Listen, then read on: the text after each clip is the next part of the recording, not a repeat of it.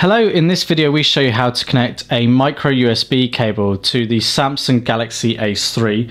So in the box with your device you may have got provided a cable that looks something like this. It may be a different colour and a slightly different design, but what you should have at one end is a standard USB connection, and at the other is a micro USB connection, which is the same connection that you have on the bottom of the Galaxy Ace 3, although this is the male connection.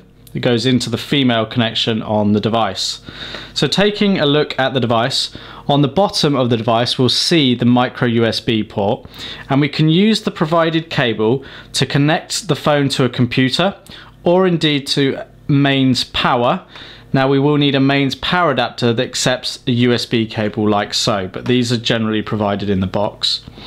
What you then need to do is you need to line up the micro USB connector on the cable with the micro USB socket on the base of the phone.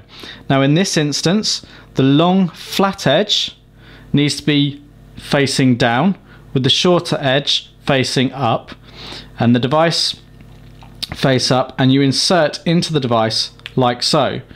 You press firmly in and you'll hear a clicking sound.